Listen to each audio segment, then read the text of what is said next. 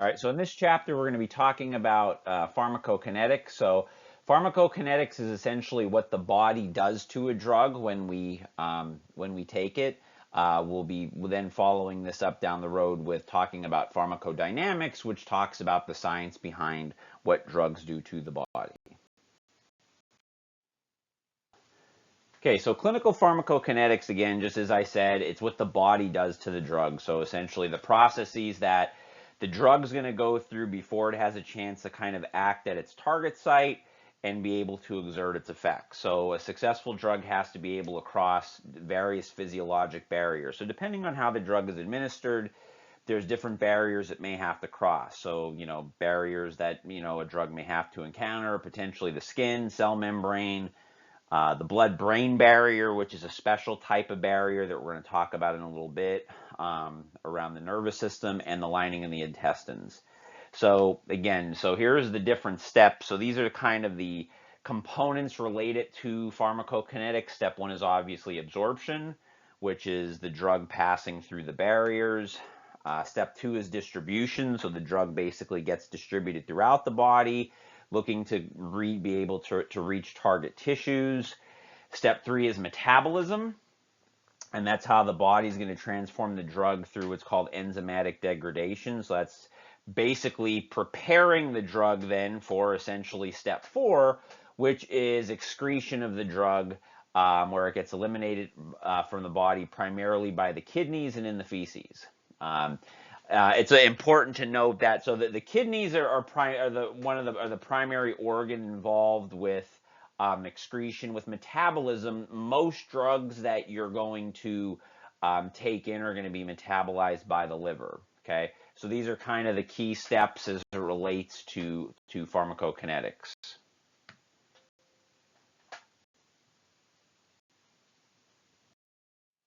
So here's a figure from your text, and this kind of actually, now again, we're going to spend a whole chapter talking about pharmacodynamics, but just to kind of show them together. So here's your pharmacokinetics. This is primarily what we're focused on, and obviously the two things are related, but these are just the four steps that we just talked about. So you have your drug dose, the drug concentration in the blood, so as it gets distributed, drug concentration at the target site, okay? And that's kind of where the two things interact. So if you notice here with pharmacokinetics, it's those four steps we've talked about, absorption, distribution, metabolism, elimination. With pharmacodynamics, so pharmacodynamics are the effects that the drug has on the body. So as you notice here, the drug reaches its concentration site as it gets distributed. Then you have basically your pharmacodynamics taking place, which would be the effect of the drug and the body's clinical response. Now, then obviously you would go through the processes of metabolism and elimination as the drug reaches certain levels.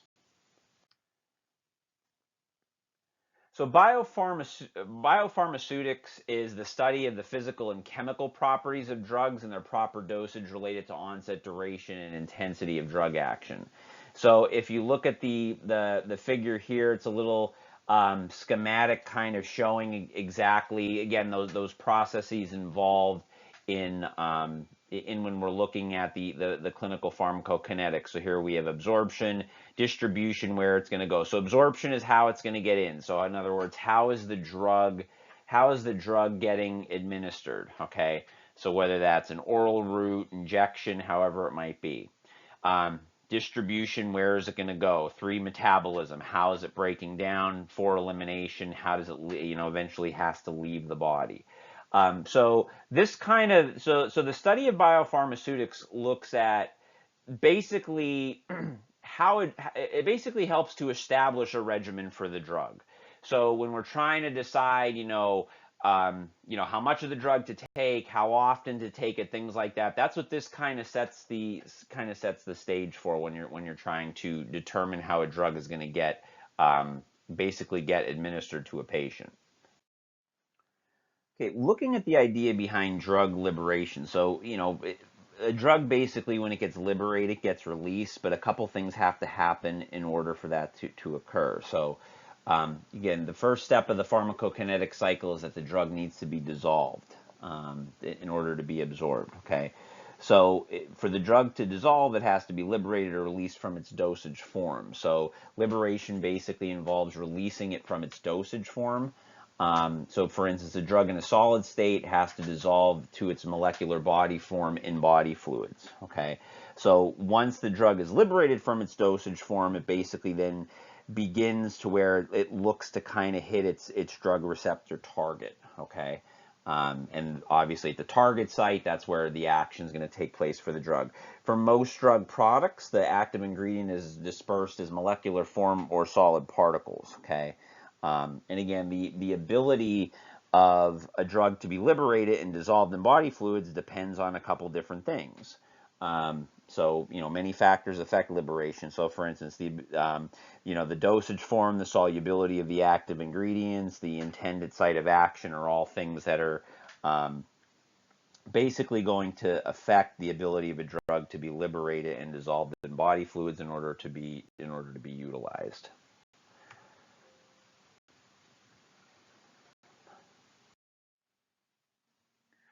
So looking at dosage forms, so dosage forms include tablets, caplets, capsules, suspensions, and many other types. So we're going to review all the different types of drug dosages and the common state of the drugs within them. Some drugs get administered as aqueous solutions, so again, that makes them readily absorbed into body fluids. It should be noted that a drug in an aqueous suspension has to dissolve into suspended crystals in body fluid. A drug in a compressed tablet must dissolve in a process of tablet disintegration, which then fully exposes the drug crystals to the gastrointestinal fluids for dissolution. So what we're going to do is look at and review some of the different types of dosage forms that we have, and then we'll down the road kind of get into how certain drugs are, why they're specifically given in the certain dosage forms. So some examples of dosage forms, and these are also kind of outlined in your text as well. So a tablet, which is basically a compressed powder. Capsules, which are powder filled. You could have crystals also in a non-compressed powder. Capsules, liquid, or you could have liquid-filled capsules, or you have molecules or crystals in vegetable oil. Suppository, which are crystals in a waxy, water miscible or water immiscible base. Solution, where molecules are just dissolved in fluid.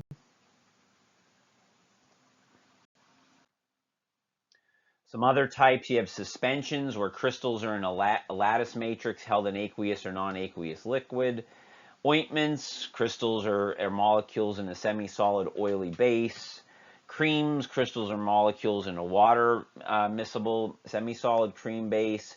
Gels, crystals are molecules in a water miscible semi-solid gel base. And aerosols, or crystals or molecules, are suspended in gas, liquid, or could also be semi-solid as well. So I went through these pretty quick. If you want, you could kind of go back, if depending on how you're kind of going through your notes. But again, these are just all the different ways that drugs can basically be dosed and in what forms they could come in. And again, depending on and some drugs also come in multiple forms. So you may see some drugs that come as capsules, tablets, and also still be available in solutions. So there's various ways that drugs can be dosed. Sometimes it can be based upon the condition the individual has, but as we kind of go through some of the different types of drugs, we'll see some of the various ways that they get dosed. So looking at drug solubility, so all medication is going to need to be dissolved in body fluid before it can enter body tissues and kind of reach its target. So the concept of solubility just looks at a solute concentration at equilibrium.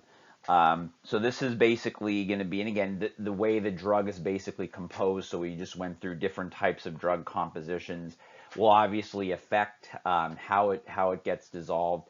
And solubility is going to be affected by many factors, so like chemical properties of the medication, the temperature, the form of the medications. All medications are kind of formulated to dissolve at an optimal rate, based upon kind of what they have to do and how much of the drug needs to be able to be utilized. Another thing that does help with dissolving medication is also is when particularly with things like tablets and capsules, is that the water taken. So many people think you just take, you just drink water just to swallow the tablet. Well, that's true. That also helps in dissolving the medication. So that's why it's a good idea, if you can, to drink a little bit more water just in order to allow the capsule to help dissolve as well.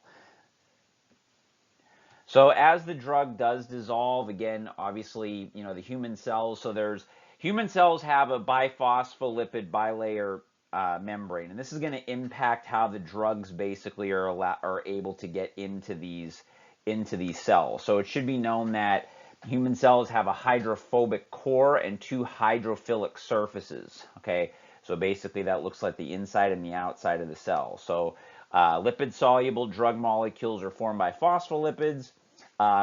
Water-soluble molecules require special transport proteins. So we're going to talk about the ways that different types of drugs are transported across cellular membranes. Lipid-soluble drugs and water-soluble molecules can pass through differently. Again, water-soluble molecules require a special transport protein, as we said. Lipid-soluble drugs have the ability to cross because they have a fat composition. They're able to pass that membrane a little bit easier. So we'll talk about that. Basically, the drug targets are going to be the macromolecules located in tissues and fluids throughout the body. So for most drug products, the targets in tissues and cells are going to be accessed through the bloodstream. However, it should also be noted that some targets can be accessed without drug absorption in the bloodstream. Okay, and in some instances, even for instance, in the case of certain bacteria, the bacteria itself might actually be the drug target. Okay, so again, the target's basically going to be where the drug is going to operate. Many times it's going to be in tissues and fluids, but again, there could be some exceptions to that, and kind of the way the drug gets there can vary a little bit. Typically, again, in most cases, it's going to be accessed through the bloodstream, but there could be different mechanisms for that as well. So now looking at drug absorption. So once the drug kind of gets dissolved, then it's got to be absorbed. So it's a drug molecule moving from administration to the bloodstream. The rate of drug absorption, this is going to be a rate limiting step that dictates the speed of the drug entering the bloodstream. So basically, the rate limiting step is going to be equal to the rate of dissolution or the rate of absorption. And basically, this process is going to be dictated by a couple things that we're looking at. Number one is the dosage form. So this basically is going to determine how the drug is basically given off into the body fluids. So again, we kind of talked about the different dosage forms, the solubility of the drug. So this is basically how the drug is formulated. And this is going to dictate how the drug basically gets dissolved in the body. The route of administration. So the route of administration is going to determine how the drug is administered and what barriers it must cross to be absorbed. So again, we're going to have all these different barriers that the drug is going to have to be able to kind of get through in order to be absorbed and be utilized. And the plasma drug concentration, and this is essentially how much of the drug is available for therapeutic effects. Okay. And again, this is going to depend sometimes on the first pass metabolism and also the bioavailability of the drug. So those two things will obviously impact that, because obviously the first pass mechanism is going to dictate how much of the drug is going to continue to get through to reach its target, and then the bioavailability is just what's available for the body to use. And then the mechanisms of absorption, and that's going to be what allows the transport of the drug molecules across the cell membrane. So we kind of talked about this a little bit already. On the next slide, we'll kind of show the different types of transport. We already kind of discussed that on the slide, the previous slide that we went over with the cell membranes and kind of what that means based upon what type of drug you're dealing with.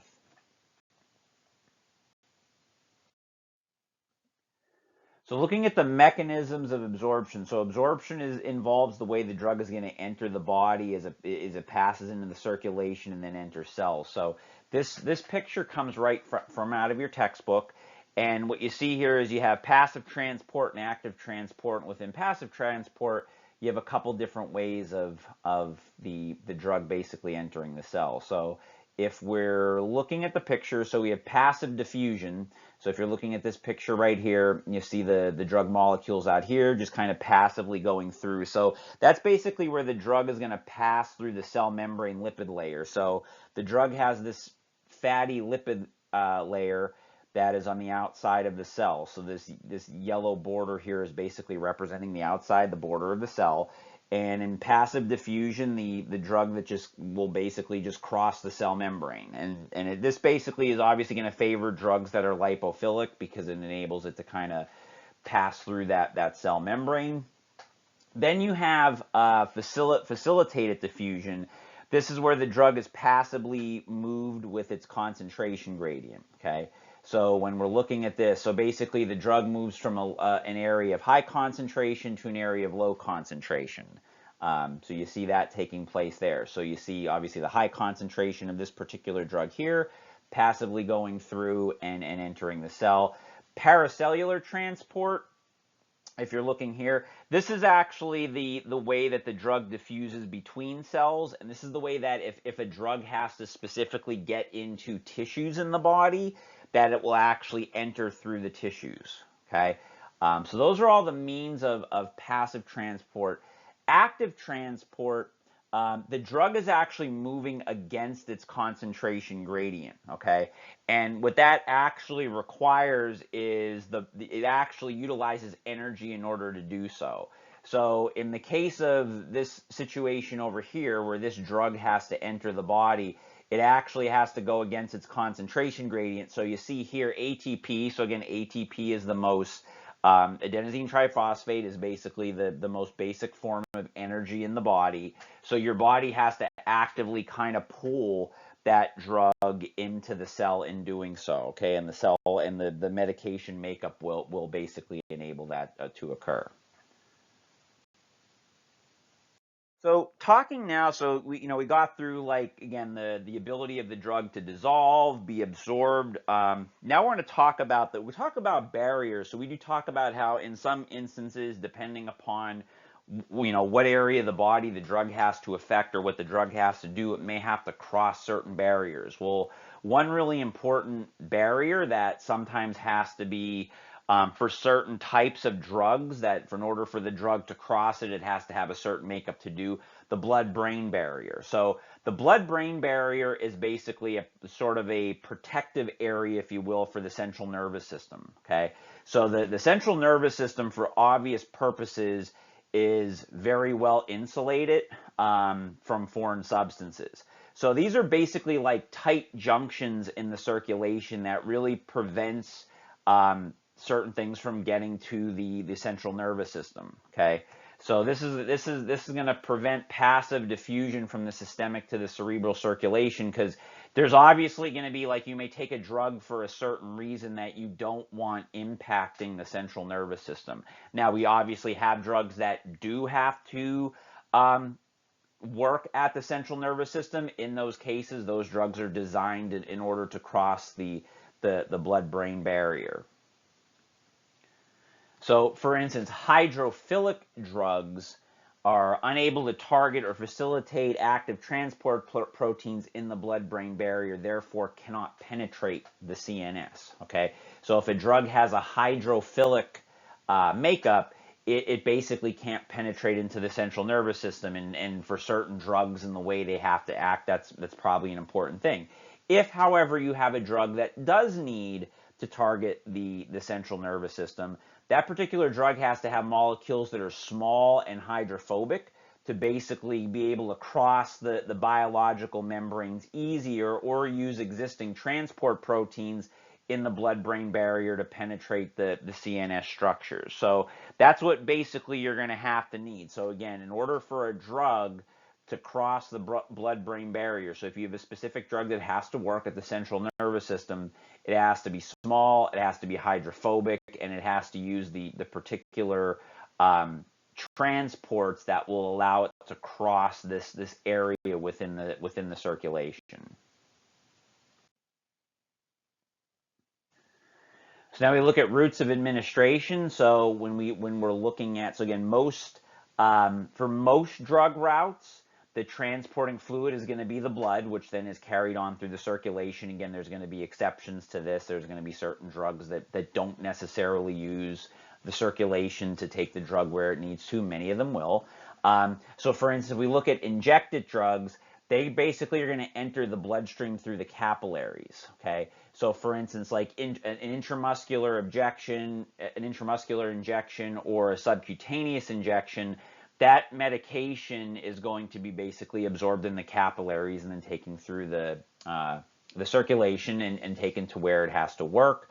For the oral route, basically the oral or the enteral route, the small intestine has a lot of surface area. So again, through the oral route, more is going to be absorbed by the upper small intestine, even more so than the stomach, because just the small intestine has more surface area. So basically, when you take in a medication by mouth, you're going to swallow it. It's going to go into the GI tract. Typically, most of that's going to be absorbed in the small intestine. So if you look at the picture here again, it's just showing both of those two different routes. You're showing the both they have examples of injection. Here they actually show intravenous injection, which obviously intravenous injection is direct injection into a vein. You have transdermal, subcutaneous. If we talk about intramuscular injections, that's going directly into the muscle. And then you have the oral route.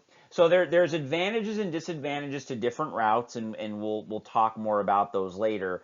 Again, many times it's really the action of the drug. Many times it'll dictate that or how specific the certain route of administration needs to be.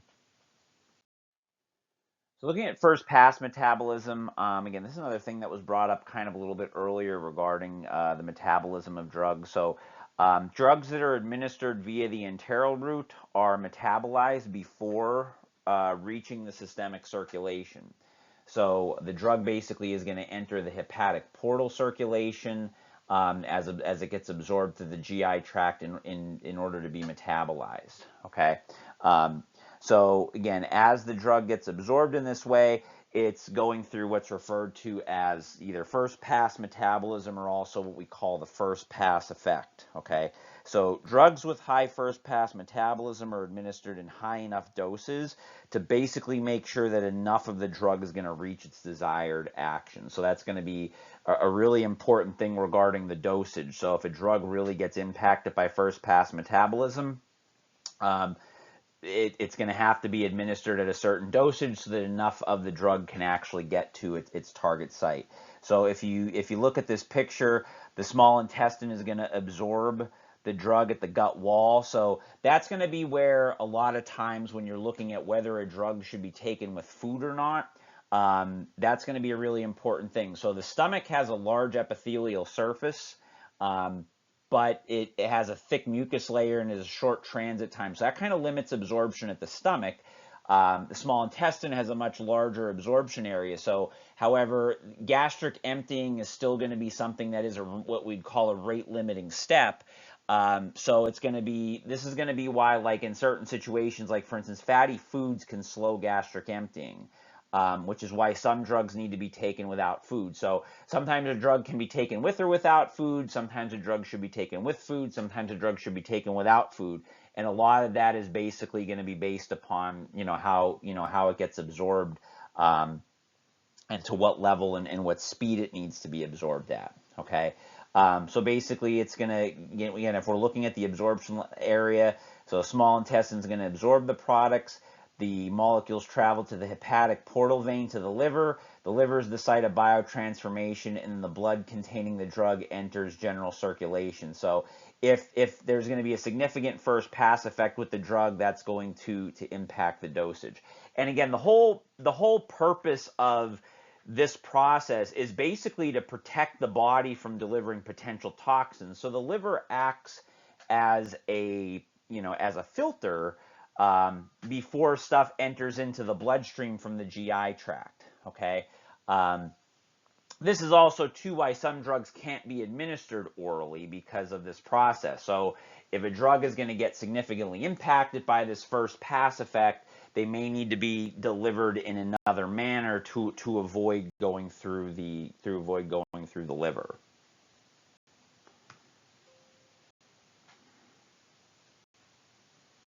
So the concept of bioavailability, so bioavailability is the fraction of the drug or the proportion of the drug that's basically going to reach the systemic circulation. Three factors based on this, and we kind of just talked about how the first pass effect, affects this procedure. So the route of administration, the chemical formula of the drug, the patient-specific factor are all things that are going to impact. So patient-specific looks at gastrointestinal motility, hepatic function are things that could impact the bioavailability of the drug. The route of administration is really important. So for instance, we have on here an IV drug is basically 100% available because it's directly injected into the venous circulation.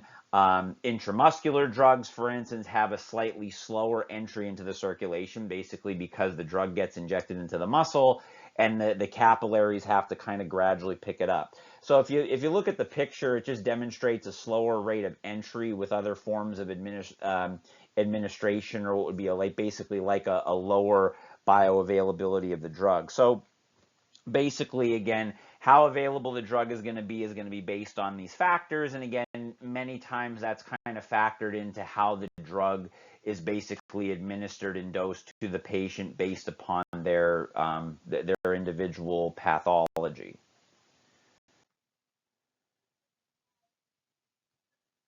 So looking at plasma concentration, so plasma concentration is going to be determined by two rate processes. Those are the two on the first point. So the rate of drug in the plasma and the rate of its elimination. So a drug has to reach its target in sufficient concentration to yield a therapeutic effect. Okay, so real basic concept. If a drug is going to have a specific effect on the body, it's got to reach the target and it's got to be in significant concentration in order to do that. Okay, and again, drug distribution most of the time is going to be achieved primarily by the circulatory system, so that's why the plasma concentration is an important concept, and that's going to be used to monitor the therapeutic levels of the drug. So basically, what's basically present in the circulation is going to show what the therapeutic levels of the specific drug are. And basically, the rate of appearance of the drug in plasma is going to depend upon the route of administration and the rates of administration, distribution, metabolism, and excretion processes of the drug. So those processes involved in pharmacokinetics are basically going to impact the plasma levels.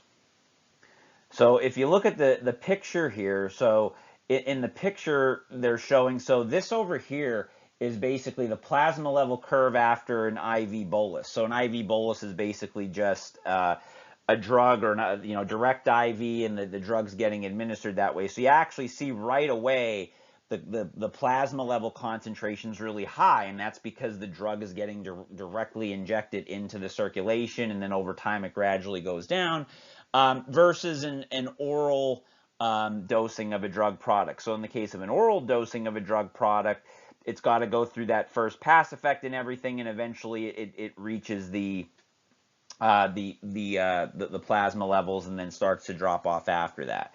Now with IV, it should be noted that you could do an IV bolus or you could do an IV infusion. So if you look at the IV bolus and you say, wow, that it hits really high. Well, if a drug needs to be administered through IV, but it needs to be kind of taken up a little more slowly, you can do what's called an IV infusion, and that's where the drug is slowly dripped into the vein. So instead of just the drug just getting, putting the IV in and having the drug go directly into the vein, you can do an IV infusion or an IV drip, and that just basically will allow the plasma concentration to rise more gradually. Again, that's going to be dependent upon the drug and what type of therapeutic effect you're looking to get from the specific drug. So now we look at another part of the pharmacokinetic process, drug distribution. So the drug is going to be distributed to interstitial and intracellular fluids. Again, the most well-perfused organs of the body, so the examples given here, the liver, the kidney, the brain, are going to receive most of the drug. Delivery to muscle, most of your other visceral organs, your skin and fat cells, is much slower. So again, some factors that are going to influence the drug's entry into the systemic circulation. So the physiochemical properties of the drug, that's basically like the size of the drug, what type of electrochemical charge the drug has, its lipophilicity. So is it lipophilic? Is it lipophobic?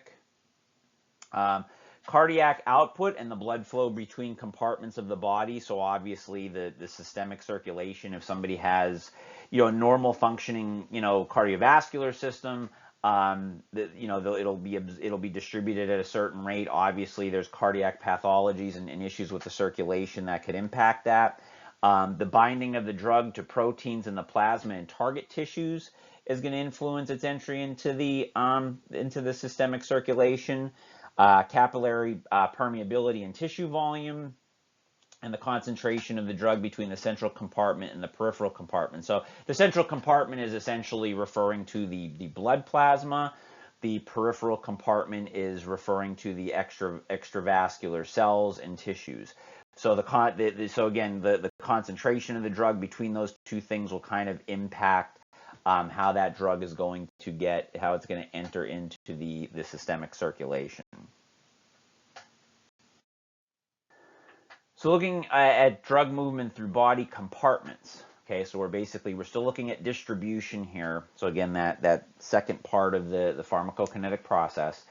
Distribution is going to be determined by movement between blood and vascular components. So it's the concept of the volume of distribution. So this is an important pharmacokinetic factor influencing the distribution of the drug in the body. And what this basically does is it looks at the concentration of the drug in peripheral tissue compared to the concentration in plasma within the central component. So basically what this means is, again, distribution to a drug in well-perfused tissue. So think well-perfused tissue that is really, that has the highest, blood supplies, the heart, the liver, the kidney, brain, things like that. The distribution to organs like that is very rapid. And that's assuming that the drug is distributed in the plasma or central compartment and is in equilibrium with the drug that is distributed in the peripheral compartment. Okay, so that's really going to be important. Okay, drug distribution to more poorly perfused tissues, relatively speaking. So more poorly perfused tissues are things like bone, muscle, fat. In the peripheral compartment is going to be slower. Okay. So, a drug concentration going to like something like a bone, that's going to be taken much more slowly than in something where the perfusion is a lot higher. However, one thing to note that in those poorly perfused peripheral compartments, so again, we're talking the peripheral compartments, we're talking to things outside of the central compartment or central component, which is your circulation. So central compartment is looking at the circulation. The peripheral compartments are basically the organs and other structures in the body. Okay, so it's a lot slower to get to those. However, the drug concentration in poorly perfused compartments actually does continue to increase for some time despite declining plasma concentrations, and that's basically, again, because the perfusion's not there. So it's going to get taken in slower. It's also going to come out slower, if you will, is the way you basically look at that. Either way, once equilibrium is reached, plasma and tissue concentrations of a free drug are considered equal and will decline over time in a parallel manner. So again, the volume of distribution is going to be based upon, are you looking at an area that's a peripheral compartment that has good perfusion versus one that has poor perfusion. That's going to impact basically the that distribution. So the distribution will be faster in well-perfused organs. It will be slower in more poorly perfused organs or parts of the peripheral compartment. It will also, for some time, once it reaches certain levels, will continue to increase despite declining plasma concentrations.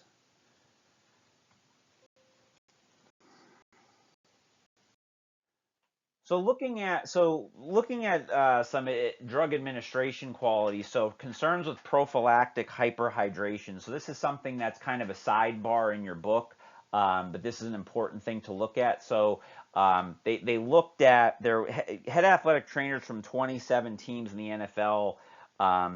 Acknowledged looking to do prophylactic IV hyperhydration in order to minimize muscle cramps.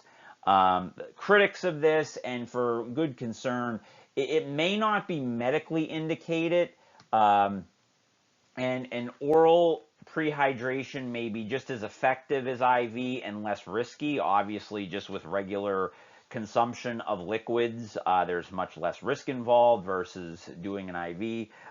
Most specifically, you can get a superficial venous thrombosis in the circulation, potentially with IV administration. So again, anytime you're doing any kind of injection in general, there's always a risk for things. So there's really no, I guess, acknowledged direct benefit as a prophylactic mechanism. Now, obviously, if someone's severely dehydrated and they're having cramps associated with that, that becomes another issue. But as far as like prevention purposes, it's not it. The World Anti-Doping Association actually bans this unless for some reason it's indicated.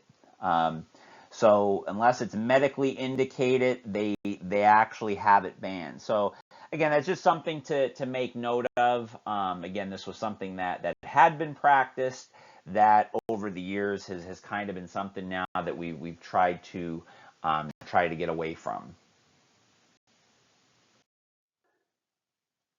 So we've looked at absorption, we've looked at distribution. Now we look at the third process in pharmacokinetics, drug metabolism.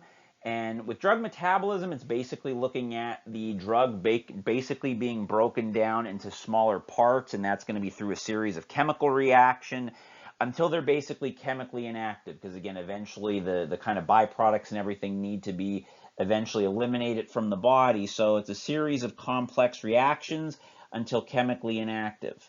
Now, the kidney and GI tract are capable of metabolizing some drugs via enzymatic action. So yes, the kidneys and gastrointestinal tract with certain drugs can play a role with that. The primary organ responsible for drug metabolism, and we kind of hinted at this earlier, is the liver. Okay, and so the liver is if you're asked what's the primary organ responsible for drug metabolism, it's the liver, and the liver is the most common pathway for drug metabolism. The cytochrome P450 enzyme system is probably the most common one. This mediates many of the oxidative reactions in the liver, and basically the hepatic enzymes modify the drug molecules to render them inactive or facilitate elimination. So the process of this is to facilitate the last step, which is going to be the elimination of the drug. And basically what you're going to be looking at here is that the liver is basically in this situation is going to prepare the drug to be the byproducts to be eliminated from the body. So the first pass effect is a major contributor to metabolism, and we kind of talked about the first pass effect and how that impacts the way a drug is administered to the body, how dosages are being delivered with certain types of drugs. So for instance, particularly for drugs administered via the enteral route, a lot of the dosing is based upon having to go through that first pass effect. And again, the whole purpose here is basically looking at easier excretion. So a drug can be excreted a lot easier if it has greater hydrophilicity. So that basically means that it can then be excreted in the urine, and many drugs are going to be excreted via the kidneys and urine. as the drug metabolism does that. And the drug metabolism is going to be what basically allows the byproducts to become more hydrophilic.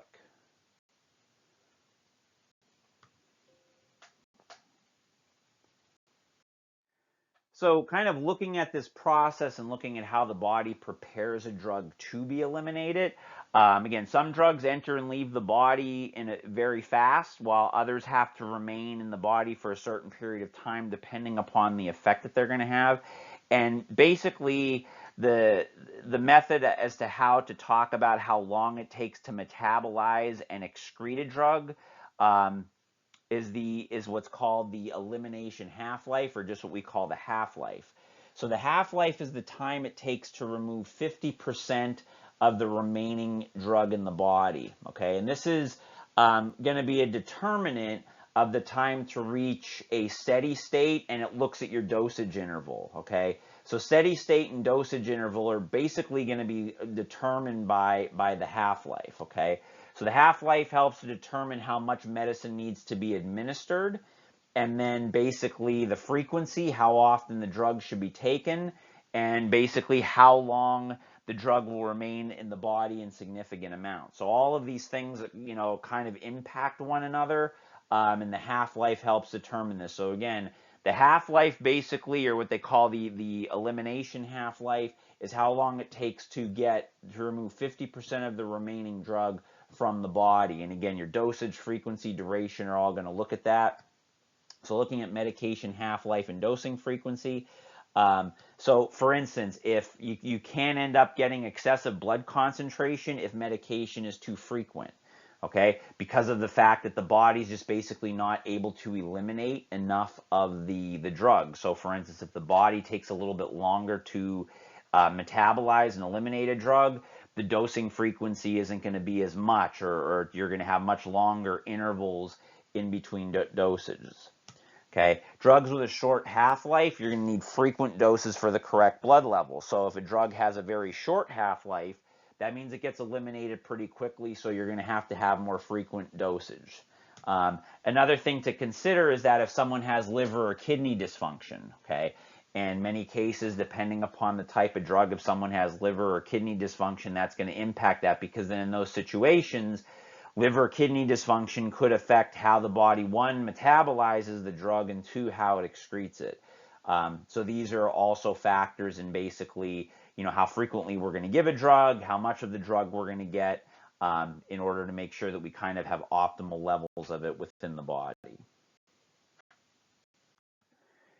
And then we look at the last part of the pharmacokinetic process, drug elimination. So we just talked about metabolism. Again, as a result of a drug getting metabolized, you're going to have metabolites left over. And basically, metabolites they're inactive chemicals, they're chemical byproducts, they're waste products as a result of the drugs. So it's basically so it's been metabolized, we have these metabolites left over, now we have to eliminate the remainder of the drug. This process basically is done through excretion. The kidneys are the kidneys are the most important organ regarding excretion, particularly for water-soluble drugs.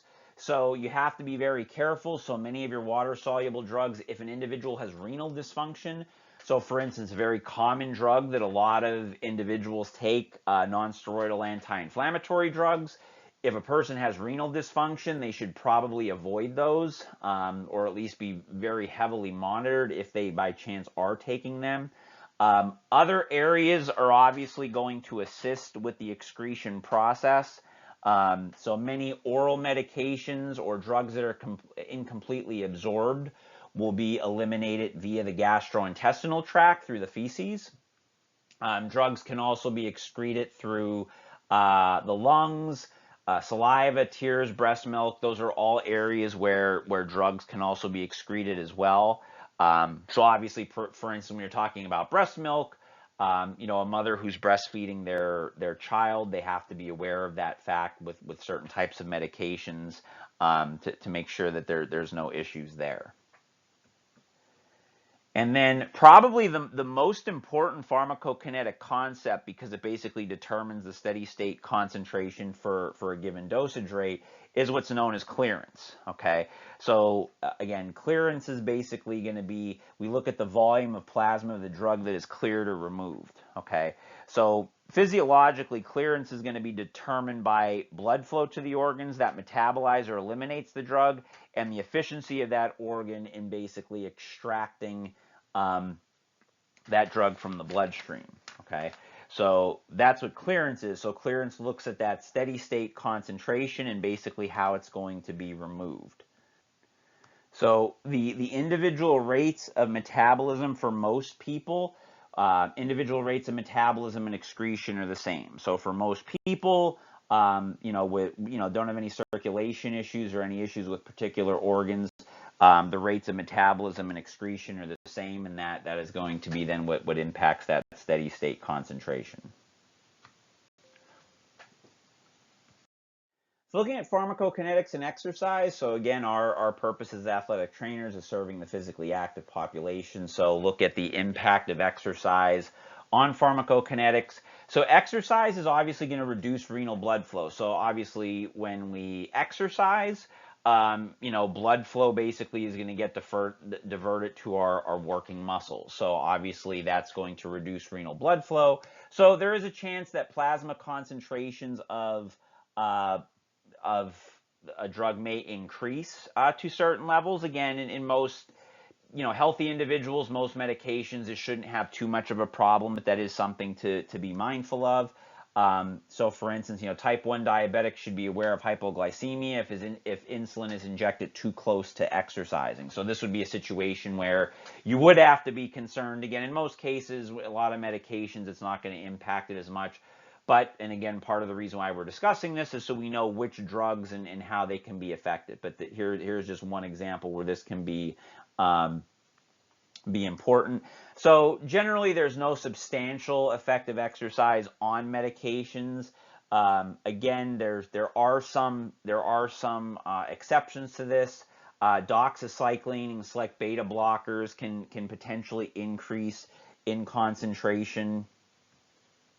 Digoxin and warfarin can be affected as well. Digoxin and warfarin are usually not going to be used for instance, by competitive athletes, and people may who are just active in life may try to use them, but those particular drugs typically aren't going to be used by competitive athletes. So in summary, again, basic understanding of pharmacokinetics, again, kind of enhances care and helps avoid unintended consequences. So again, know those different concepts. So the absorption, distribution, metabolism, excretion concepts. I think it would be a good idea maybe just to pair up some of the terms and some of the concepts within that. That could kind of help you kind of just understand those particular steps. And just know that this is kind of how we basically determine probably the most relevant thing clinically to everybody is drug dosing. So why are we giving a certain dose of a drug? Again, that's basically these processes dictate that. So again, we're looking at what the body does to the drug, and a lot of those concepts are going to be very relevant with that. And essentially what understanding pharmacokinetics does is going to just enable the athletic trainer to monitor dosage and engage with prescribers. So, if there does happen to be, problems with a drug or something, again, just being aware of these things will allow the athletic trainer to kind of have good discussion with the individuals responsible for prescribing the drugs. And these are your objectives to review for testing purposes.